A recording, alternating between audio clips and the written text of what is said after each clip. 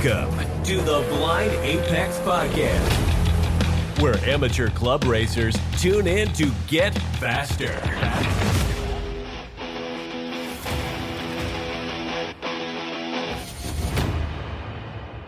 I'm your host, Con John Turk. Before we get too deep in this episode, if you like what you hear, please rate, review, download, and share the podcast. Now that the business is out of the way, on this episode, we're talking SpecE46. I feel a little ganged up. There's multiple BMW drivers on every BMW-centric podcast, well, except for Carter, but we're just going to do an overview of SpecE46, how it began, and what the racing is looking like.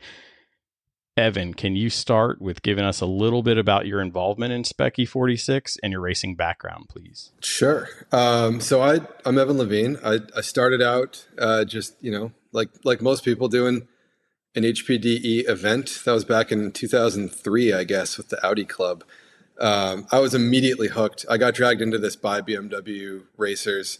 I did one event in that car and sold it near immediately, put together an E36 325 and was hooked for life. Did a few years of HPDE instructing and so on, and then I went to a Lemons race, which was a ton of fun. I had a very similar experience like I did to my first track day with that Lemons race. Came home, sold my car again, and bought a SpecE30. Did SpecE30 racing for a few years. Had an absolute blast. I think I met James somewhere in there and started getting help along the way, which I'm still very thankful for. Had my first kid, thought I was going to quit racing, sold the car, didn't make it very far. Did a couple endurance races, drove my wife absolutely insane being sad at home. And, when it was time to come back, I sort of thought, do I do SpecE30 again? Like, I don't know, sort of been there, done that. Looked at some of the other classes, so much money to run some of them. I didn't think I had that. Jason Tower was having a similar experience. James was interested in, what's the next spec? What does that filling that gap look like? And I think that's kind of where SpecE46 was born. We thought, don't necessarily want to split fields and create more classes, which is something I'm morally opposed to. But at the same time, there was not a class to solve this problem. And so we gave it a shot, and we'll get into it more later, but I think it has really helped solve that problem, not added to it. And then, that was card. Does your business card also say used car salesman on it? No, not at all. No. Okay. I think there might be tax problems with that if people knew how many I've sold. But no, that was what, 2013, 2014. Here we are kind of celebrating the 10-year anniversary of SpecE46 this year, and still racing it. So. Yeah, it's still around. So that's good, right? That's a good spec series. It didn't fizzle out. So you guys are around. There's a big field. There's usually big fields, at least in the Mid-Atlantic region. So James, do you want to go ahead? Can you hear me? Because we're having technical difficulties. I would complain about our technical difficulties, but our friend Eric has still yet to figure out how to log on. So I guess we're not in the worst boat. History of SpecE46. So from my viewpoint, Evan and Jason Tower came to me, and had started talking about this idea, and we're buddies and they're customers as well. But it's more on the friendship side of things, and we had talked about what that next spec class is, and it wasn't necessarily E46 based, and certainly we hadn't zeroed in on what car it was. So we really had, in our opinion, a blank slate of how to create a class for pure equality in racing. And to me, it was important that it be true equality, not a perception of equality, which I've seen in a lot of classes. I don't like classes that you have to know the secret handshake. You have to drive for 2 years and realize what you didn't know over those 2 years and why you've blown 2 years worth of money and with no results. And I don't like, from a technical standpoint, having cars that are difficult to police. And, that's just not good for anybody. If somebody thinks this car is always fast, turns out sometimes it's the driver's always fast. It depends on the environment you're in. Sometimes it is the car. And we just wanted to take the mystery out of that, make it so that it's purely, if somebody's fast, it is the car, or I'm sorry, it is the driver. And, kind of to that end, a lot of the things that we did in the creation of the class, if we could police it and lock it down, we did. If it's not realistic that we could police it, we didn't. And we didn't make it a perceived rule that there was no compliance check on. So, my background, I started racing in the late 90s, formed Bimmer World at that time. And we've been racing professionally since, I think we started sticking our toes in the water. 02, 03 was full seasons.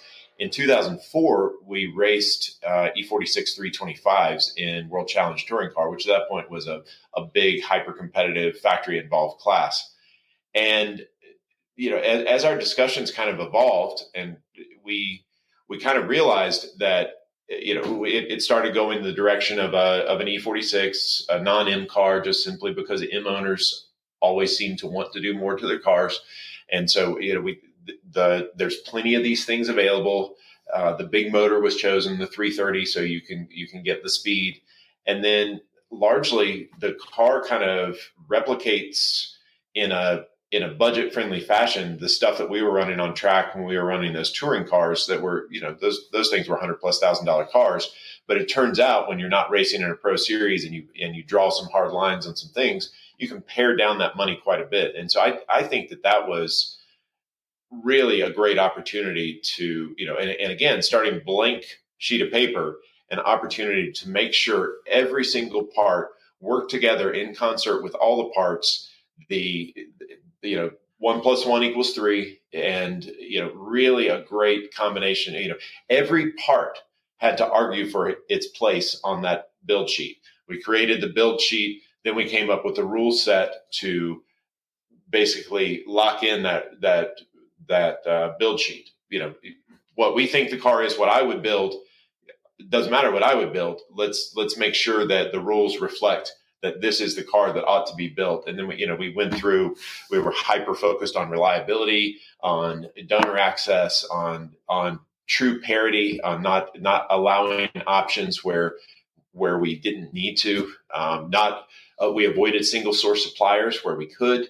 The single source suppliers, MCS, Epic Motorsports, Bimmer World with MagnumFlow on the exhaust, were pulled in only to solve specific problems where we had to. And of course, we did a lot of vetting on making sure that there weren't supply issues, that we had a true partner that was going to work with us to evolve the class as well as their product. So, it was a truly enjoyable process, and I'm obviously thrilled with the result.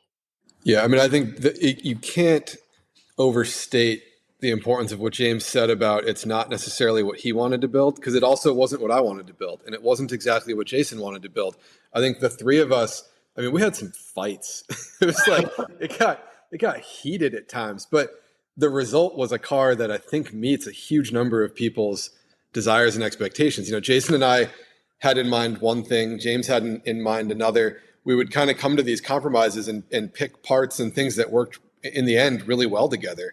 And I think, you said yourself, Con, in the beginning, why are they faster? Why are the cars doing, why do we have a lap record of 205 in these spec cars? And it's just the parts are in harmony with each other somehow. We didn't expect the car to be that fast. We were coming from SpecE30. We were targeting hey, this needs to be a couple seconds quicker in order to make any sense.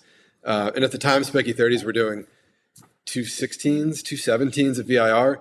And, we took a mostly built SpecE46 kind of test dummy out, a couple 100 pounds heavy. I don't think it had a diff in it yet. And it was doing 212s. And we were like, okay, we've got something here for sure.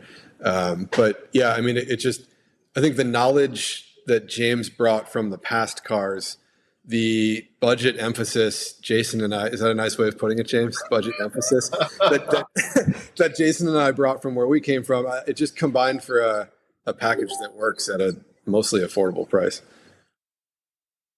Yeah.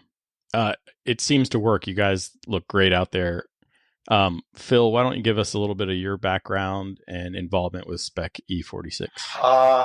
I have been with Bimmerworld for 16-ish years. I got into sales around 2013, which is when kind of my somewhat involvement in SpecE46 started happening. But James, Evan, and Tower all kind of, I became a beneficiary of their hard work. So I was able to reap the rewards a little bit. But I jumped in on the deep end in my track world, where I started in Chump Car when it was Chump Car and went straight into racing. And that was a bit of a handful. But then did that for a few years, did endurance stuff, and then decided I wanted to get into sprint stuff a little bit and built a SpecE30. That was 2019. And then pretty quickly realized that I wanted a little bit quicker car and got an opportunity to jump into a SpecE46, and I've been doing that for the past few years, and I've had a lot of fun doing that.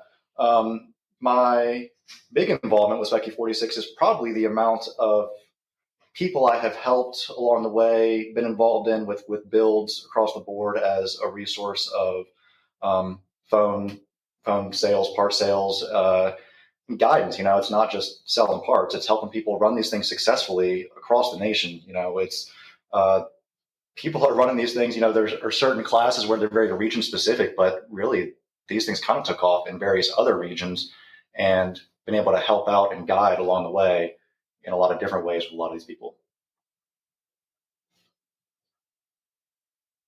Sweet.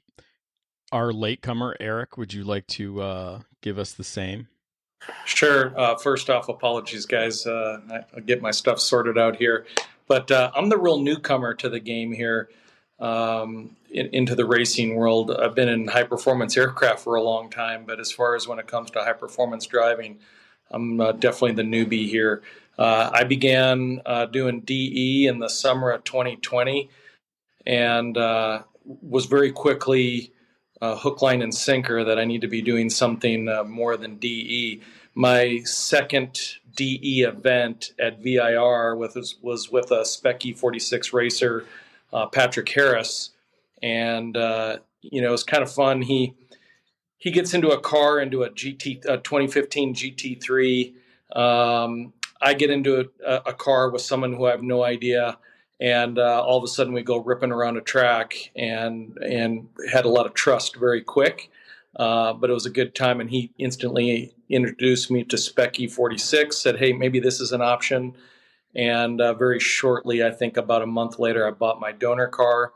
And then I really benefited from everyone else here, where from James at Bimmerworld and Evan and Jason and Phil and everyone, all the hard work that they did made it very easy for me to build a car.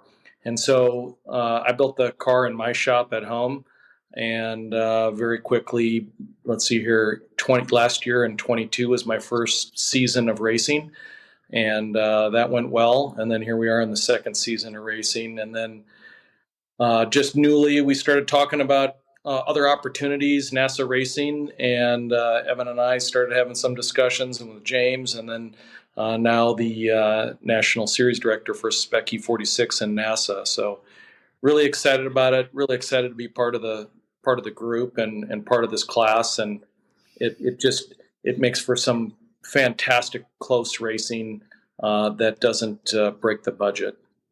Eric, we're on the internet. You should be a little more proud of yourself. How did you finish your first season? First season, well, it went pretty well. Was Rookie of the Year and won the series. But let's be clear. There's a little asterisk there.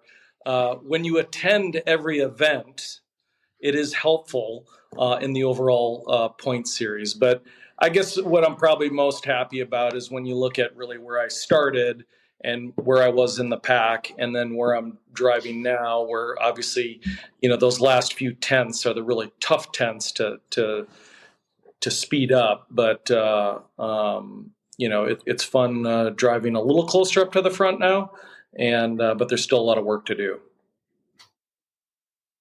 Consistency is key in every class. So if you show up and you do well, you couldn't have been doing terrible, or you wouldn't have enough points, even with your fields are pretty big. So you did something last year. Don't Don't take that just a little. Really toning this down for the podcast. You should hear the way he talks about this when we're not on the internet. That's because he's still in uniform and he hasn't had a beer yet, so he's not loosened up a little bit. Let's be real clear. Reality and the amount of shit talking that goes on are two different things, and I'm not shy on that end whatsoever.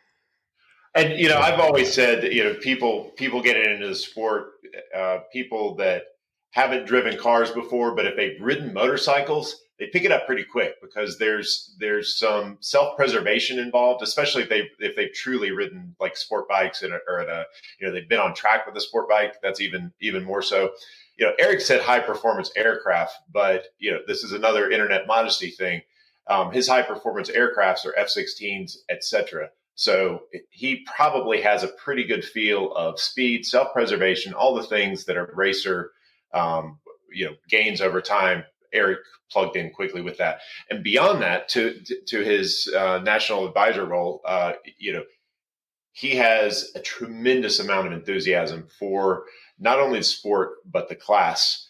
And so I think we're just all thrilled, even though he's newer to the group, he's a fantastic addition. And, that's really, I think, what makes racing work is when racing is certainly a field of cars, but more importantly, it's a group of people. And we have some fantastic people in the SpecE46 group. Yeah, I think something else Eric brings to this role is the ability to look and think really critically about how people are driving and why they drive the way they drive and why we race the way we do and how to assess that and improve. One of the founding sort of like elements of SpecE46 was let's be good at this. Like let's make people better drivers. Let's share data. Let's share video. Let's not be those people that are like hiding in our trailers because we want to win the race by not giving someone else a secret. We put really good baseline setups out there for anybody to find. I put I'll put whatever video on YouTube. I share data with anybody who asks. I want competition. I want people to come out there and I want SpecE46 drivers to be the best. And Eric brings a lot of, when he came in, things go wrong, right? This is car racing. Things are always going to go wrong. And Eric's pretty quick to say like, whoa, let's recap that. Like, can we please, he's been trying to establish actually a more formal process for this, which we're going to try to get to, but like, can we talk about what just happened? Doesn't have to be punitive. Nobody has to be in trouble. Let's go over where that went wrong and what we could do differently and how we could be better at this. And, I think we need that, especially as a class goes from 5 cars to 10 cars to, we've had 50 plus car fields now. That's a lot of cars. Watch a video from someone who started 30th. It is chaos. And you really need to be able to think hard about like, how do we do this better? How do we work together? I think that comes from Eric's probably, F-16 background is that's what they do. That's even more serious stuff going on. So you really have to be able to pick it apart. And I look forward to doing more of that. Yeah. Eric, how are you not bored? We don't do 4 dimensions. We just go left and right and forward, So what's really exciting about this is, quite honestly, my whole entire life I've been in team sports. I really enjoy that aspect. I love competition. I like working with high performing people. And this community, and especially, I can't speak for the other series because I've only been in SpecE46, but what I can tell you is the men and women I drive with it's very similar to the crew that I fly with at the same time, and it's high performance driven people. One of the things and when you say like bored, I could tell you that driving a race car is, at least for me, I won't speak for the others, but let's say if it's a 30-minute race, it is 30 minutes at like my max. Where in the flying world, it'll be spurts, right? It might be a couple of minutes where you're at your max, then you relax for a little bit, then a couple of minutes. But there's so many similarities. And, the guys always joke I'm the old man and telling old man stories.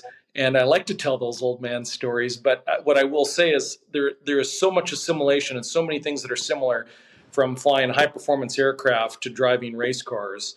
And as Evan said, one of the reasons why I would argue that the United States Air Force were the best pilots in the world is not from a we're just born with better hands. It's our ability to be honest with one another. It's our ability to debrief. It's our ability to admit fault, and it's our ability to to very clearly and articulate, hey, these are the things that I made mistakes on. Here's how I'm going to fix it next time. And that's why we get good relatively quick. And I think that's where maybe for me, being able to, improve my lap times, improve my positioning in racing relatively quickly is that ability to go to the guys and go, okay, Evan, what did I mess up? What am I doing wrong here? Where's this? Why should I have done that here? And that helps out tremendously in being able to get that data, process the data, and then be honest with one another. And those are some of the things I'd like to bring forward. Awesome.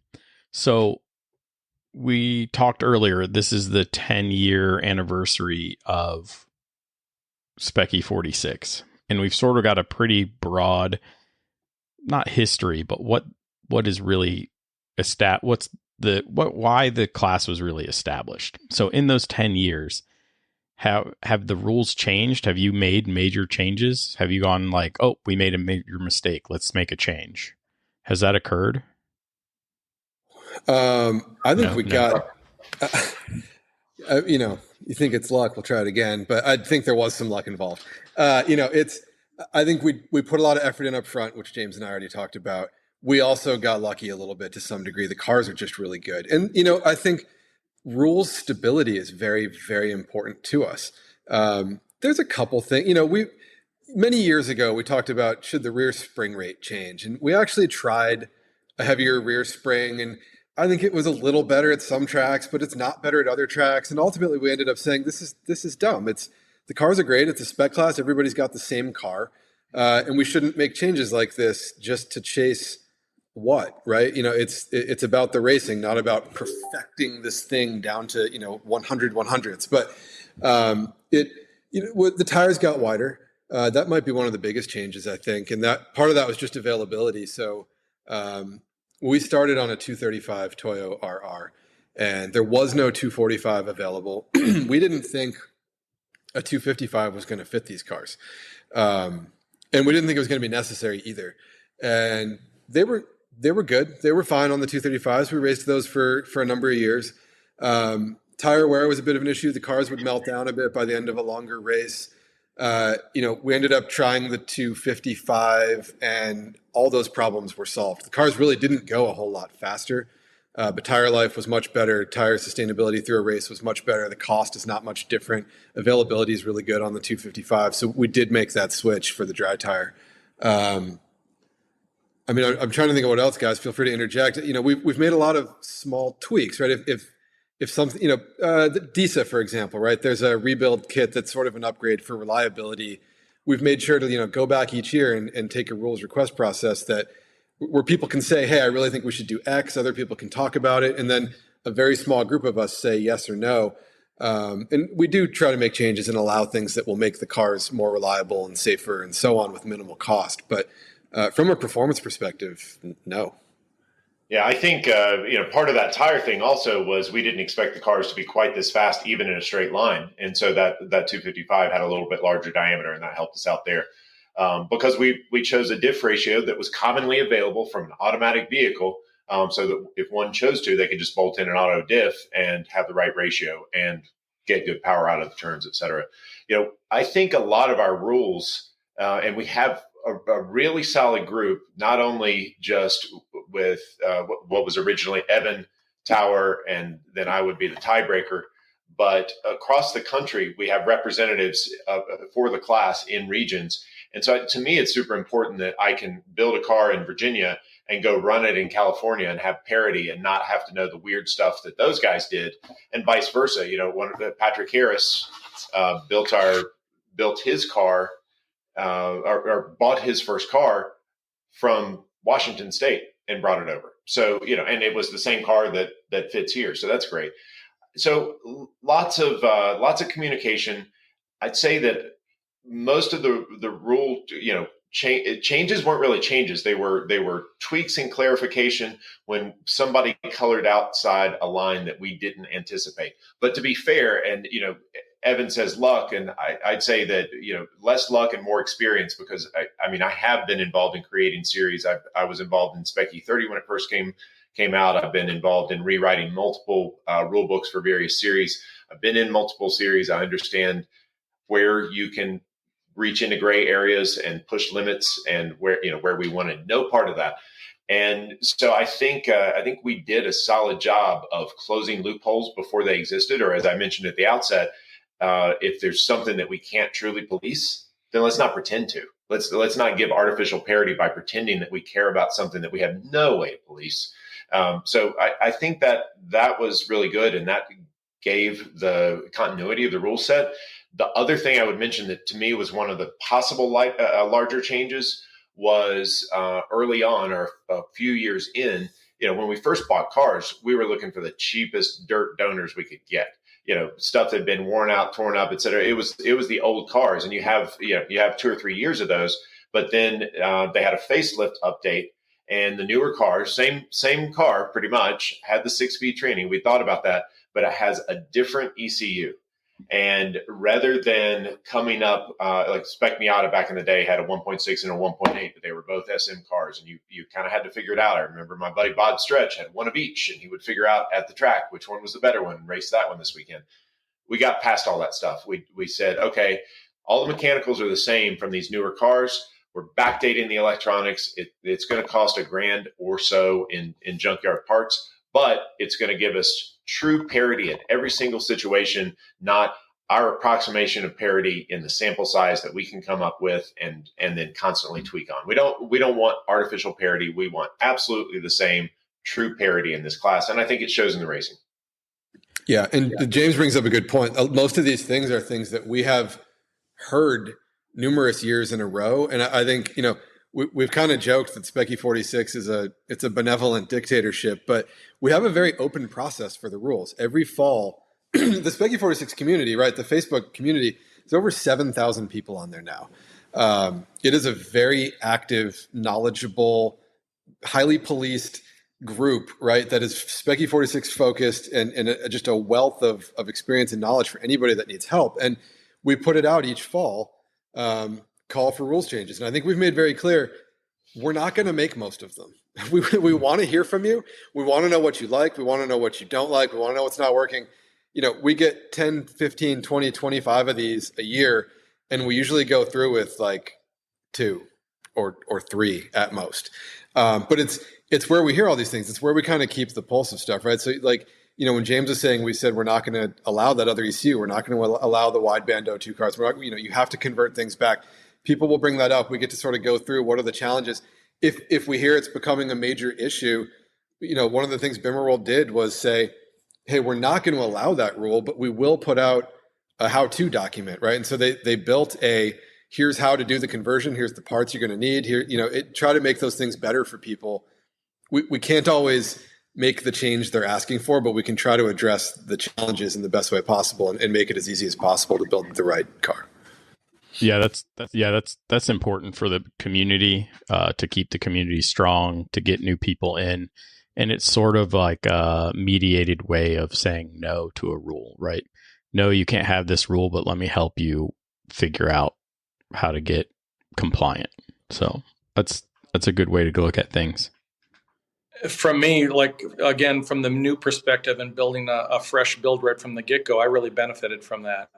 And so the amount of information that was there, it made it, relatively easy with very few questions that I had to reach out to ask people on how to build the car, because it's so well documented and it's clear, and there isn't any gray area whatsoever in there, which made it, I think for a first time builder like myself, it made it really easy to build a competitive car. And the only reason why my car isn't up front is because the steering wheel actuator compensator sometimes isn't working. But the car's fantastic. It's just the improvement I need to do. And I think we carry that a bit to compliance, right? So, we try to have It's a big enough spec class. It's very competitive that we want to take it seriously, right? We don't want to find people cheating, and we will deal with that when we have to. But very few people are trying to cheat. Most of the things you're going to find are honest mistakes. They're not performance mistakes. They're not the reason someone finished third instead of fourth. Well, I think we try to push for a pretty strong community of like, let's look at cars. Let's talk to people. If we see something wrong, let's not go rip that person apart. Let's take them aside and have a friendly conversation. And, with something like nationals coming up, try to get people prepared, right? I mean, Eric, you were just at Pit Race where there were a lot of people prepping for nationals. And I think you guys had a specific emphasis on, we're not here to punish you right now. We're here to make sure all these cars don't get punished in a month or two. I think that all of this is part of this kind of be better learning community, helping people get things right. It's about getting people to the right place for the racing, not, holding them for these tiny infractions and so on. Yeah, Evan, you brought up a good point. We're just here at Pit Race a couple of weeks ago. A couple of us walked around, and I walked around to each car and just kind of went, hey, these are the things that at nationals could potentially get you DQ'd if someone decides. And resoundingly, every single person was appreciative. It wasn't a lot, hey, why are you tearing apart my car looking at this? It was more like, hey, if you're going to be at nationals, make sure it's in compliance. And I guarantee every single one of those people, they weren't trying to go, this is going to give me some huge performance advantage or anything like that. Most of it, they just didn't even realize it from there. And that made it a good experience. It wasn't punitive. It wasn't anything like that. It was just trying to help out the community. Yeah, that's an excellent way to approach things. I think more classes need to do that, especially, this was a regional crossover race, Pit was, but if you're a regional series leader and you want to make sure that you're putting the best foot forward, you need to start doing that probably the first thing of the year. Who knows what next year or where next year's nationals will be, but if it gets announced that it's close enough to your region, you need to start policing and cleaning up anything that you see. That's a personal opinion I have. So we've sort of beat around the bush on the rules. So let's assume that I sell my Honda Challenge car and go buy an E46. Talk me through engine, transmission, rear end, exhaust, that type of thing. Let's talk driveline and what the rules are for that. How simple are they? They're quite simple. It needs to be an M54 330 car. It needs to be either the 5-speed ZF or the 6-speed that comes in the later cars. The reason we can allow that, and I want to be very clear because James nailed it on parity, we do not have cars that behave differently out there in this class. The 6-speed has the exact same ratios in the first 5 gears, and there really just is not going to be any difference. Now, there is a little bit, and this is where Phil Wurs comes in to help people when they call. There is, different clutch and flywheel availability. There are reasons that you might want to run the 5-speed over the 6-speed, et cetera, but on-track performance and gear ratios and final drive are not one of them. So you're looking for a manual M54 330. James got into a bit. The later cars have a different ECU, and I guess, coil harness and O2 sensors. It's not a big deal to backdate. That's why we make you backdate it. But you're really looking for any 2001 to 2005 or 6 E46 330. We have people starting with if they've got a caged 325 chassis, you can use it. It doesn't make a lot of sense. You're going to have to do a lot more work because, again, we don't allow different parts, right? So, if you go that route, you're responsible for making sure every single part on that car is identical to what would have been on that 330. There's a few of those out there. I wouldn't, if you were saying you're going to start today, I wouldn't do that myself. Yeah. For that, to me, that's something I wouldn't want the responsibility of making sure it's equal parts, because it's things like spindles and brakes and axles and transmission size. And there's so many things that are different, ABS, that you just wouldn't think about. That has to be exactly the same. So yeah, people have done it, but I think most people are kind of like you. I'm going to get rid of my Honda. I'm going to build an E46. I'm going to start with this stock car and then make it that. So. Yeah. I mean, the easy button is 2001 to 2003 330 manual car. Everything on that's going to be the right parts. It's what you're going to want to use, and you bolt on what's on the list and you go.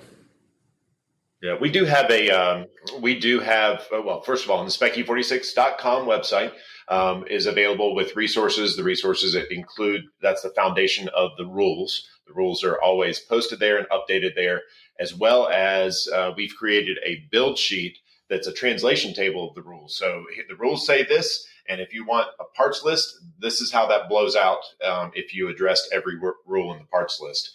To Evan's point, it's a 330 car, 3-liter engine. You can buy an automatic donor and just swap in a manual. No big deal. That's not a big deal. And you probably know your motor hasn't been over revved, or you assume.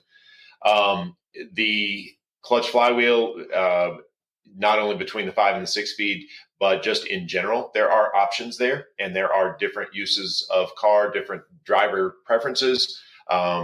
Ultimately, we have something that is extremely lightweight available and works really well for guys that are sprint focused and need the lightest weight possible, et cetera. Differential, that's one of those that the gear ratio is required. That's easy to count out.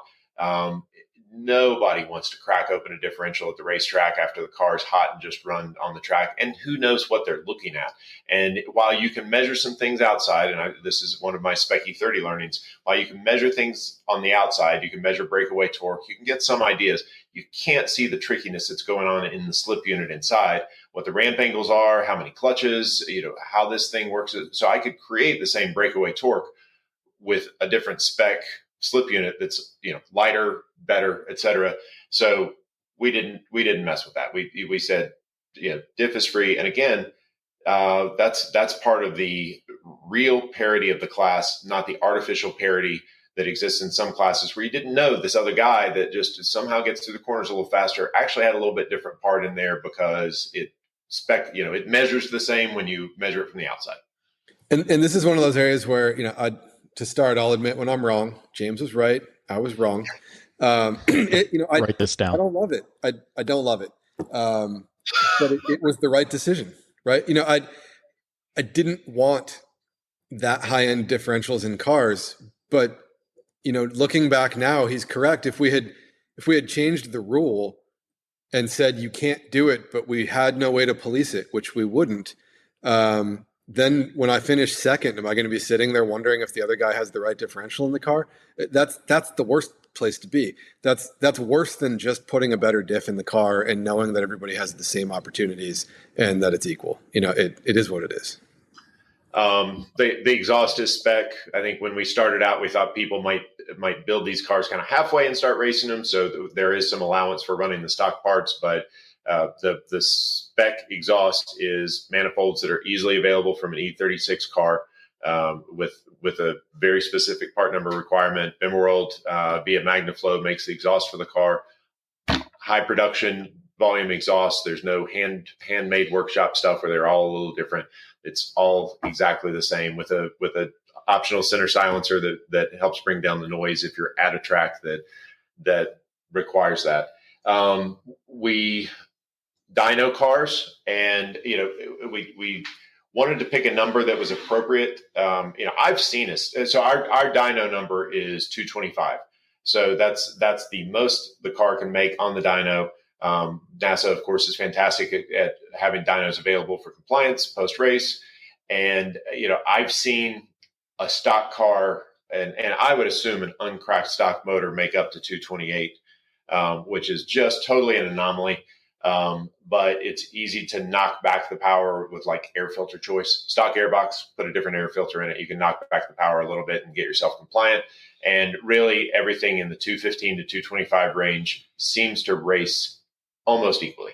So, there's no overbores in the motor. There's nothing that would inspire you. We cut the revs at a certain point. I think the rev limiter on the car is 6,500 because that's where you stay out of harmonics and stuff like that. And, we've done things for not only durability of the cars, but long-term durability. And you just don't have to build anything. In fact, you can build same stock stuff, but you can't truly build a racing motor.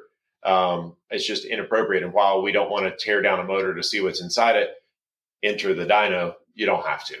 So it's, in my ultimate goal for the class, if somebody blows a motor, something happens that wears out, et cetera, you go to the junkyard, you can buy them for under $1,000, no problems. Dump it in the car, good to go. Yeah, I mean, the motor in my car for the last year and a half was a $700 motor pulled out of an X5 daily driver that got hit in the back. Put a baffled oil pan on it, made sure nothing's leaking, and sent it. It's been a great motor. And to James's point, I don't know if it's that these are more modern cars. I don't know if it's the ECU and the way that's all working, but they do just seem extremely even. In some of the classes I ran previously, it felt like you really felt a few horsepower in a way that we're not right now. And I don't know if it's just that the cars are a little bit faster, and so that percentage change is smaller, or what's going on there. But the difference between a car that's dynoing 216 and a car that's dynoing 221 feels pretty nominal on track. So let's talk suspension and brakes, because I noticed there's no big fancy front brakes on your guys' cars.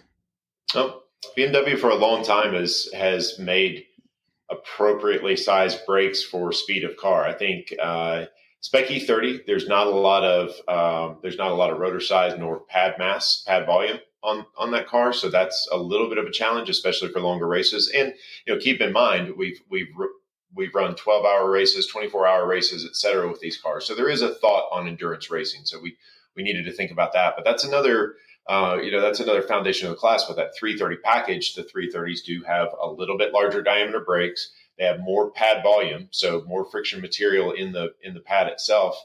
And the brakes are, sufficient is not the right word, but wildly sufficient. Put in solid guides to make the ABS work a little bit better, choose the right brake pad, and you've got something that stops the car, but also allows you comfortably to go wheel to wheel, entering hard into a turn, et cetera. They're just very well behaved. Suspension on the car. So suspension was a little bit tricky because I think at the outset, and I'm going to step back a little bit. I think a lot of people's perception from a club world at the outset is, we had done some SpecE30 racing. It's, maybe that's getting a little bit harder. Those donors are harder to find. The parts are harder to find. Go try to find a transmission in good shape. I mean, it's getting tough. The wiring harnesses are now, whatever that is, 40 years old. It's just starting to get tough to race those cars. So enter new class. It's not just because it's a newer car. I think there's a misconception that in spec racing world, we're all racing our favorite car, but a spec car is a spec car, and they should all be about the same speed. Maybe there's a little bit of difference, but that was never our goal from the outset. Or, I think we talked about it initially, but in those days, and that was early 2013 or something like that. So we were racing in what was then Grand Am.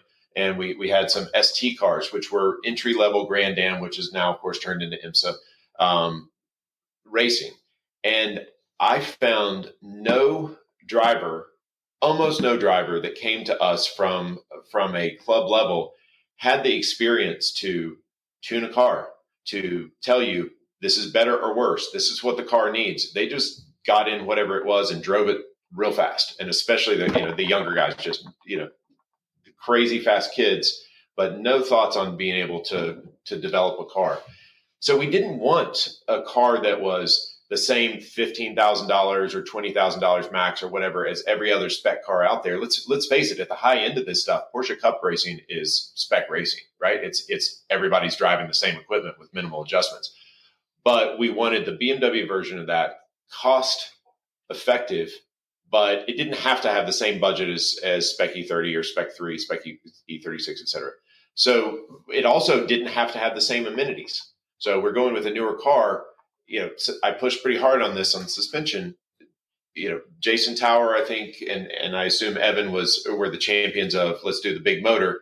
I said, let's spend the money on suspension, because in my experience, when you make a BMW fast, primarily until the turbo world started, you do it with the suspension. That's what helps it, because you're not going to, on this 330 motor, you're not going to bolt on another 10 horsepower easily. And if you do, it's not easily or cost effectively. it's not going to move you that much forward or backwards. Suspension is where seconds are found on the racetrack. And so, to that end, I pushed for something a little bit better, something with some adjustments. So a driver can solve problems. So they're not in this total box that, first of all, we may not define the box correctly from the get-go, but they should learn how to tune a car. And with the openness of the paddock where you have help from your buddy, like, hey, my car's not doing this well. Have you tried this? Now you have a tool in your toolbox to do that. But ultimately, when we went with that motion control suspension, the cars also just got faster because it's a high performance damper, which, the dampers are the foundation of a suspension. It's a high performance damper and they just work well. They allowed us to put appropriate spring rates on the car, not some coilover in a box setup. And we have good spring rates that do work pretty much across the country in almost all situations. And then you have tuning tools on the car if you're not exactly in the box you'd like to be in. Yeah, and are the MCS, I'm assuming they're rebuildable, right? So there's a service, they're serviceable, unlike some of the other spec series. So. They're serviceable, and we have some hot rod shocks that we run in other series that where it's appropriate, where it's legal, right? Yes. But I can send out a Bilstein and get it built in a way that I want. I've run MCS 3-ways, gone testing, taken off a $7,500 set of shocks and sent them to Bilstein and said, okay, make my yellow shock work like this. And to the best of their ability with what's inside the damper, they come up with something that's a reasonable approximation. Right. But right. Also having a partner like MCS, who is a racing company and gets it, they've also helped us, confirm compliance. They've, not only just rebuild the shocks, but also make sure everybody's running the same stuff and make sure, again, we have the real parity, not the perceived parity of the class.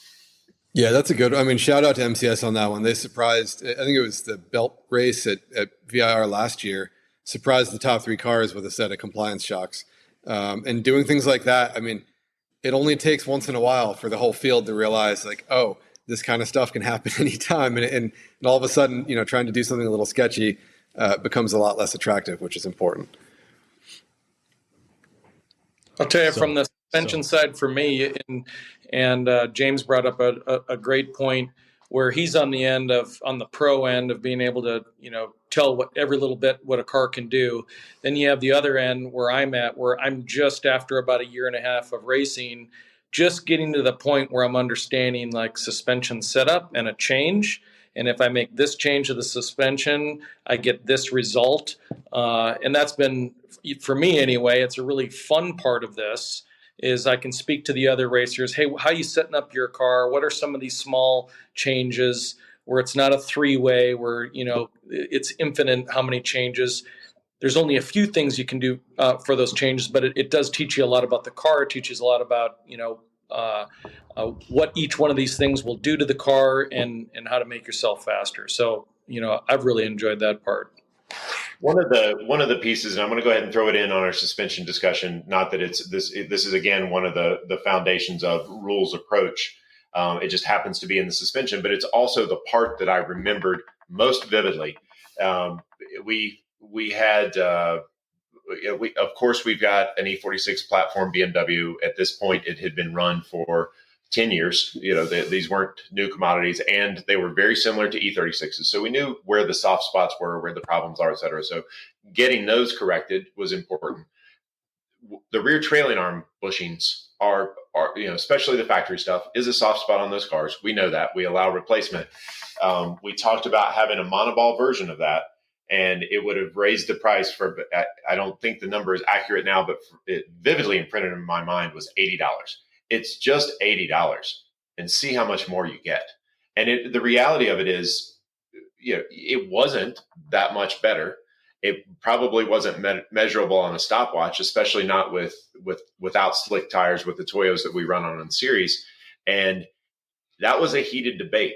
And of the 100+ parts on a build list that you could put on your car, should you decide to push it all the way, every part on that list was vetted with the same level of enthusiasm that we spent on that stupid rear trailing arm bushing, where it ended up being a PowerFlex bushing at like whatever those are, $85, $90, something like that. Yeah. And the other part, even though it was small, wouldn't fit the goals of the series. And the goal at that time was to be able to buy a car. Donor cars could be had for $2,000. The parts list to make a competitive car. That's not to say I want my car red. I want it to be bright and shiny. I want it to have all the bells and whistles. The parts list at retail to build a competitive car was about $25,000. And that's nudged up very, very slightly, but still for under 30, you're getting a competitive car. That's not to say that it's the red car with the pretty gray interior and the wiring detail at the level that Eric likes to do it on his own cars. That stuff takes labor hours.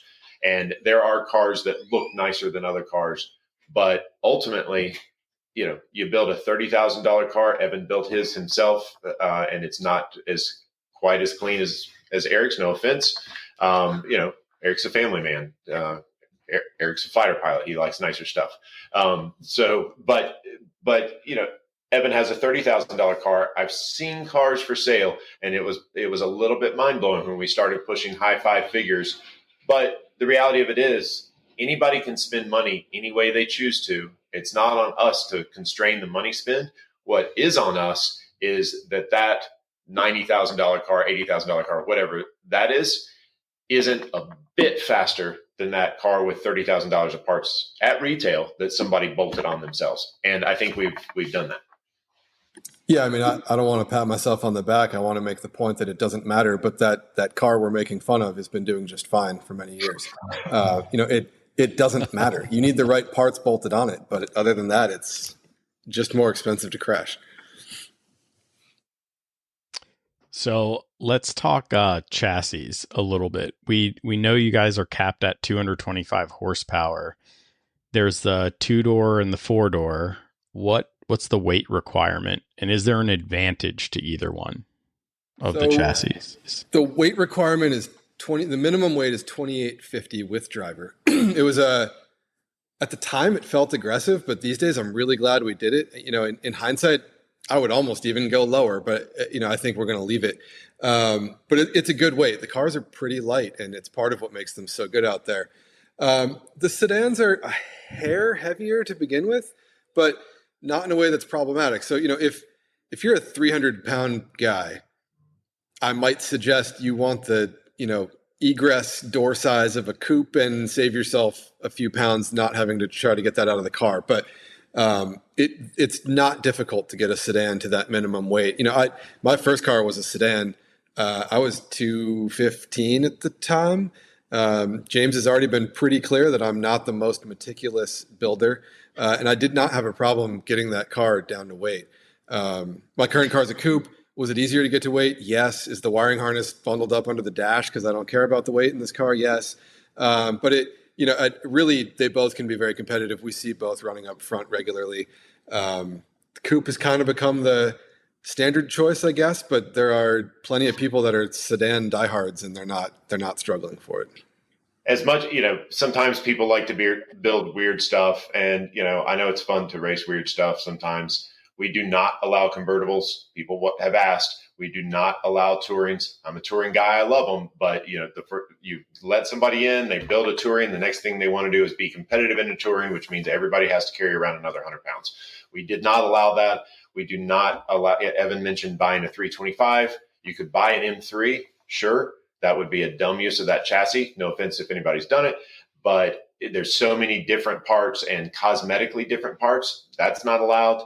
And specifically, the ZHP is not allowed as well, which also is very much a 330. We allow a ZHP replica front bumper. It makes it look cool. It's an M front bumper, but it had different cams, different software, some different things that again take away from the parity. So I guess somebody could start with that. You're going to have people scratching their head on the motor. We do have the dyno, no big deal, but best served to avoid those special models. Yeah. I was wondering about the ZHP stuff myself, but I understand why now. So I didn't realize there were different cams and things involved. So let's see. So we've talked a little bit about the cost. You can get in what you're saying, around 30,000. I've seen them go used for 60, 65, maybe higher. That was actually recently. So they're a little bit all over the place. I personally love building my own stuff. I don't spend super amount of time in the details, but I think I do enough to keep things clean. Assuming you don't start with a basket case, which is everybody's nightmare. But let's talk operating costs. What is everybody looking at to operate? What's your tire usage look like? I know brake pads are open for you guys, so it's pretty much what everybody chooses to run, more endurance style pad versus anything else. But what's a normal consumable look like? Before we transition to that, I want to put a cap on, yes, you see used cars selling for 60, 70, whatever it is. There is value in, first of all, there's value in these cars, which is amazing. Since when do you build a race car and expect to get what you paid for it out of it? This is happening in SpecE46 right now because the demand for these cars just is outpacing the ability to build these cars.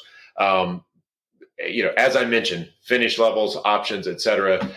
We build cars at Bimmer World, and we refined our process during COVID when we were kind of shut in, and we just put our guys on building a bunch of spec cars because we knew we'd have customers for them. We spend about 220 hours building one through a very refined process.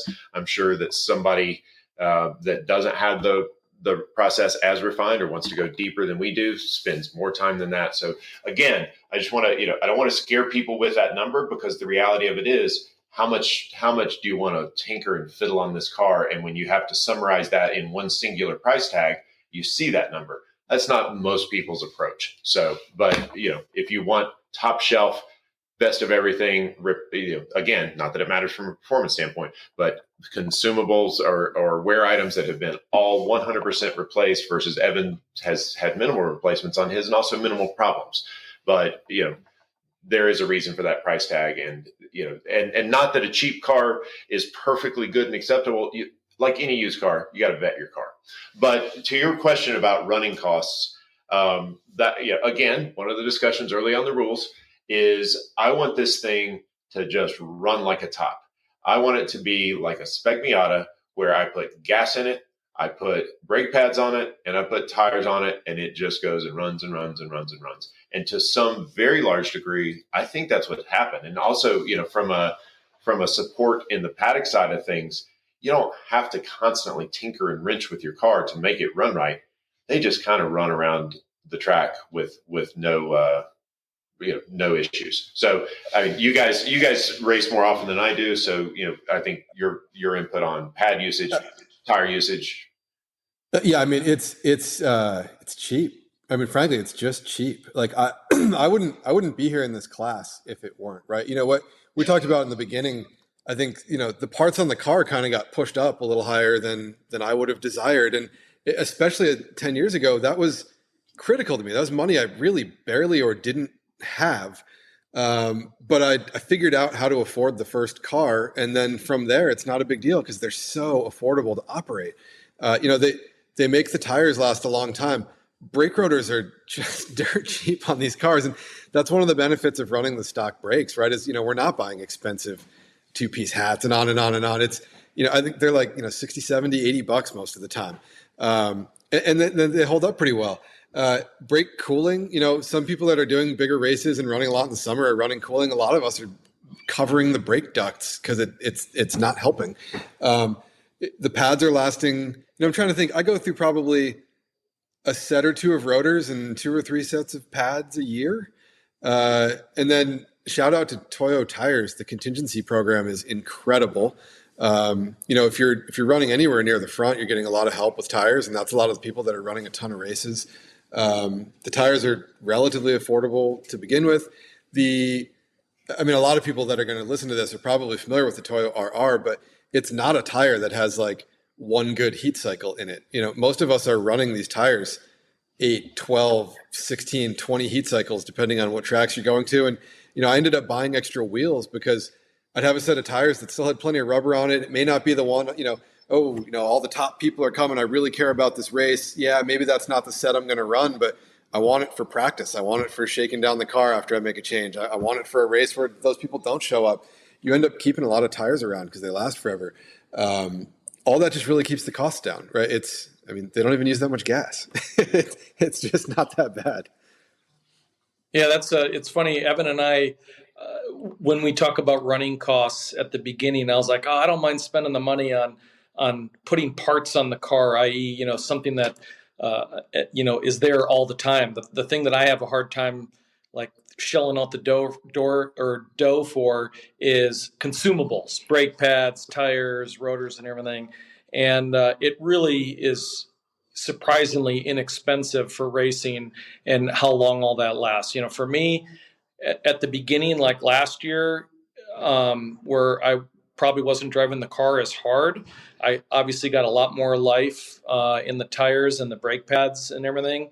Now I'm at the point where I'm probably putting, front pads on maybe after, I'll get a solid 3 weekends on pads. The rotors, I can go almost the whole entire year on the rotors. And then, tires, I'm probably somewhere, probably in that 12 to 16 heat cycle range where, I'm not dropping off, that much. Obviously track dependent, but it's pretty amazing on relatively how low the cost is on the consumables. I can't say the same for my Honda, but that's a different story. McPherson front wrong wheel drive cars are hard on tires. So I would even go so far as to say all the parts, part 346s are just pretty decently priced, and you start getting into, I've had to replace some fenders and a hood, and it's cheap. Get a hood at, what I can't remember the name of the place now. The Certifit for $250.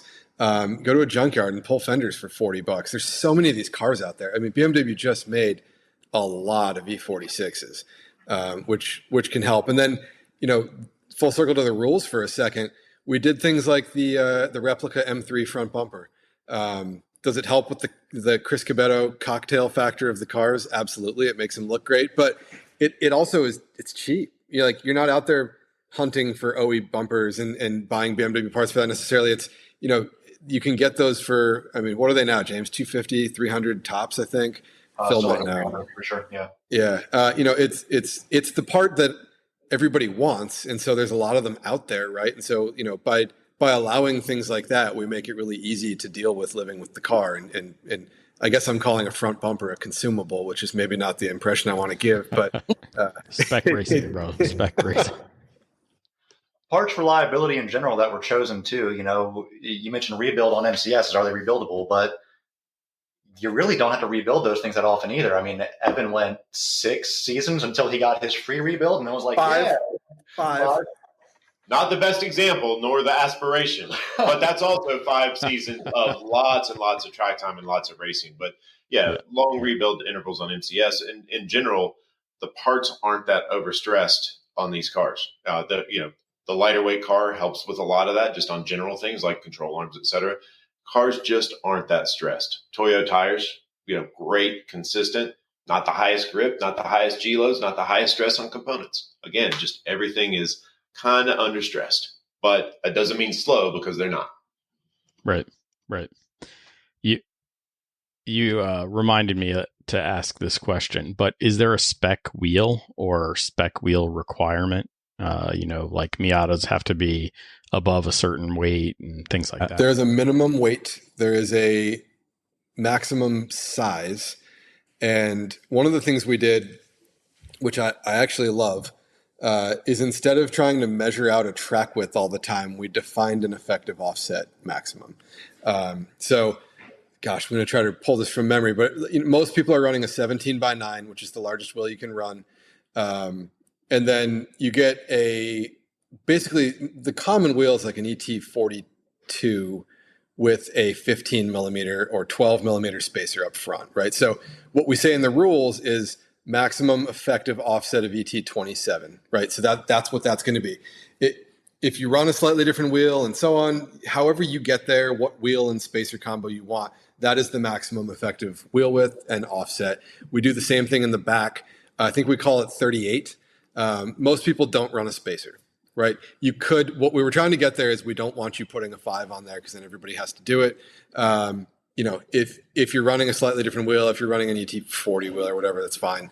But it avoids having to constantly run around and measure this stuff all the time. And, I in SpecE30, I actually won my first SpecE30 race because somebody got DQ'd for a track width infraction. And it was off by what I think could have even been they changed their camber, right? It just, that's not the way we want to be doing this. And so I think we've made it pretty simple and it makes it easy to get the right parts on the cars.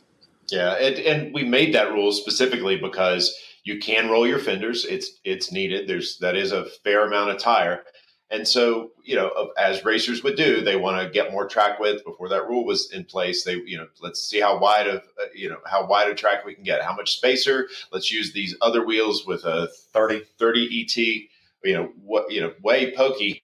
And then they would just mangle the car and make it look like total shit to make these wheels and tires fit. And I think, the presentation of the cars is important. Nobody wants to race busted up. Or not everybody wants to race busted up looking cars. It'd be nice if they looked proper. And so, that was kind of two birds, one stone. It kept people from, because to do it right, you would then have to go to your body shop, get it cut open, really get that thing out, or your car would look like crap. And most people are going to choose the cheaper option. So you have a bunch of beater looking rear fenders. So, just not the intent of the class. And again, it's not the goal to constantly escalate this class. It's the goal to hold with the initial vision, which was solid, and not allow increasing money spend or rules creep as people want to do more and more stuff. Or, some of the worst cases is, well, these 10 guys have already done it. We can't tell them they can't do it. So we got to tell everybody they can do that. We ran into that with some aggressive metal removal. And we said, whoa, you can't do that. And by the way, everybody that's done it, go to the junkyard, find some metal, weld it back in, because what you've got is not legal. That's tough to say to people, and I understand, but it may be tough to say to those 10 people or whatever number that was. It's a lot easier to tell those guys that than everybody else change the rules for them. So we've really kind of followed that approach consistently. Good. That's good to hear. Anyone have any saved rounds or alibis on sort of like a how to build the car rules overview? Any tips or tricks? Tons. And we're an open Tons. book. Call us at Bimmer World. We'll tell you exactly what we do. Go to the Facebook page. See exactly what people do. There's only a couple of people that have been fairly secretive about it. And the whole point of the class, you don't need to know the secret handshake to build a car. Just build the car that's laid out on paper. If you're doing some weird stuff, you're probably doing it wrong. And if you're doing stuff that's wrong or outside the bounds of class, we're going to reel that in really fast. People got pretty chapped when we had kind of full open viewing chump card style tech so that everybody got to see everybody else's cars. But that's the kind of transparency we want. People shouldn't be winning races based on speed of car. They should be winning races based on driver ability, dedication, focus on setup, and it doesn't have to be perfect as long as you get in that window. And so, I don't really think there's any tricks, I say that. I mean, there's some standards. I can't list them all on a podcast. We can't go over the most important. Yeah.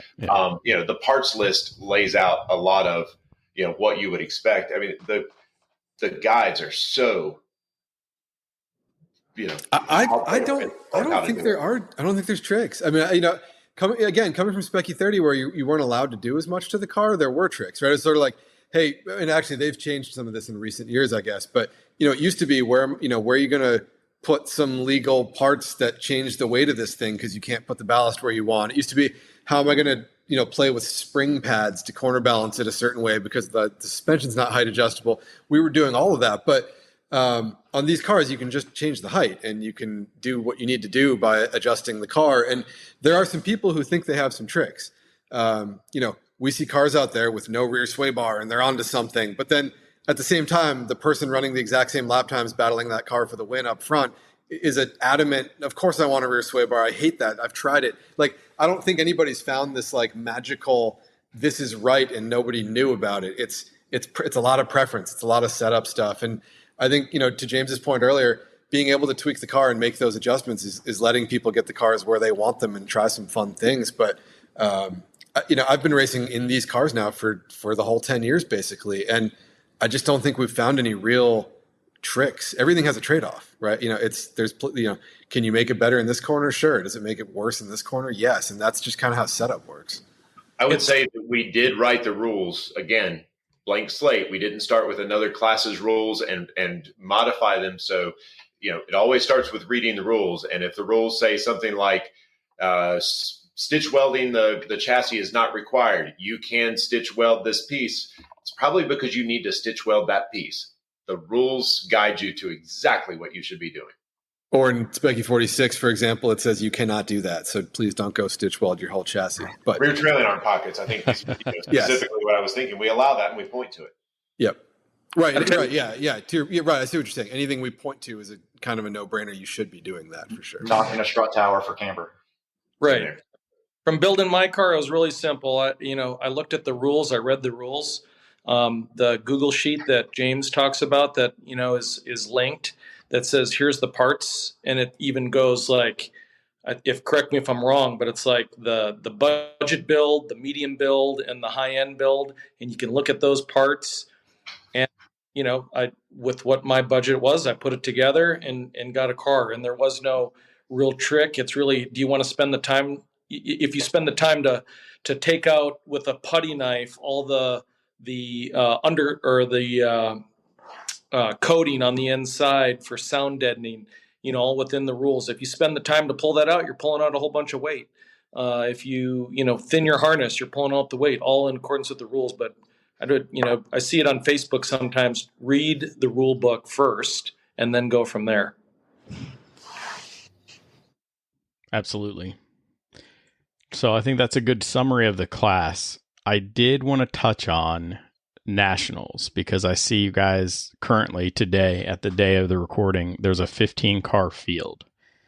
Eric, I think you're the only one on this group signed up. So do you have any smack talk you want to send out to everybody? Certainly. So, first off with nationals, there's a lot of shit talking going on amongst different regions and everything. And Mid-Atlantic keeps saying that they're the fastest class out, the fastest region in the whole entire universe, I believe. And, we need to prove that at nationals. So I need my fellow Mid-Atlantic guys and gals to be out there. That being said, there's 15 cars now. I fully anticipate that with a hard charge here at the end, we're going to get some more cars signed up. We definitely want to, in that spirit of competition and having some fun, the game plan is to have a region champion as well, meaning whatever region does the best at nationals, there'll be a separate trophy for that, and maybe a little something else to go along with that. That'll make for fun that you have at least, we're either going with 2 or 3 cars have to be from a region, and then we'll have a point system for that. But for me, it's my first nationals. I'm really excited. I've heard the goods and bads of nationals, people who are uber serious, people who are there to have a good time. At least to me, I think it's something, it can be both. I'm certainly in the camp of I don't see how I'm going to do anything different at nationals than I would at a regional event. When I go to a regional event, I always go there that I'm going to win. Now, do I? No. But my mentality is I'm going to prepare. I'm going to do everything I can for my car and for me to go out there and win. And I also have a really good time with all my fellow racers. And, and that's kind of the biggest thing I think for me is the camaraderie and what I have and what I get to share with everybody in the paddock and after the race and the talking back and forth and the good jobs, the bad jobs, all that. That's where the real fun is. I see no reason why we won't have that at nationals. Pit race is a fantastic racetrack, a lot of fun. I've been there only a couple of times, was just there a couple of weeks ago. It's fantastic. So it should be a great time. And it's also one of those where you can kind of put your money where your mouth is and you get to see a whole bunch of racers that you might not normally see We have folks coming from California, all the way from the West Coast on in. And it'll be a lot of fun to race against those people that you don't normally see. Absolutely. Yeah, I mean, I'd like to add, I'm unlikely to make nationals this year due to a unfortunate incident with my vehicle, and Bimmer World is working on getting it back to me in a timely manner and doing excellent work. But it's going to be close. It's a long way to travel to shake down a car that just had a pretty big rebuild if it ends up tight on time. But I'm excited to get Eric in place as our NASA National Director for SpecE46. I think NASA is critical to the success of this class. And if I'm just being brutally honest, we haven't done a great job pushing nationals.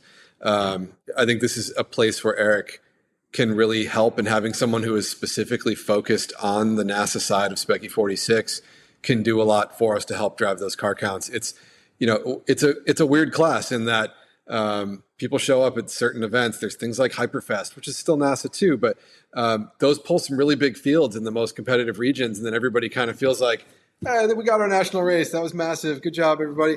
I think we need to market nationals better. Is it for everybody? No. Are there types of people who don't want to go to nationals first and foremost? Yes. But I think a lot of people do really appreciate it. It is a very serious weekend. It's a big deal. And I think, if we market that better, I think we can get a lot of excitement around it. Yeah.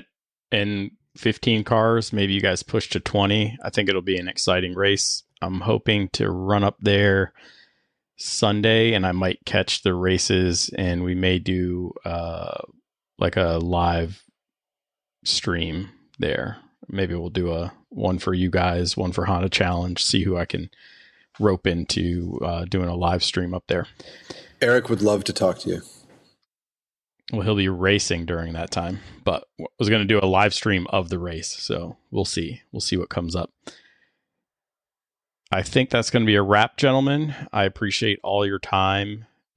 You guys are always welcome on the show. Any updates to SpecE46, any major changes you guys want to do, any topics you want to cover? Generally speaking, we're topic podcasts, but everything seems to hover around Honda Challenge because I race that. So I decided I'd start highlighting all the other classes that are out there with me, and we'll be branching out to do some GLTC podcasts and some SCCA classes also. But I wanted to stay at home, talk to the NASA guys, promote those classes first. So thanks for coming on. Thanks for having us. We appreciate it. That was awesome. Thank you. Thanks a ton. Until next time, keep working on yourself, keep working on the car, and let's get faster.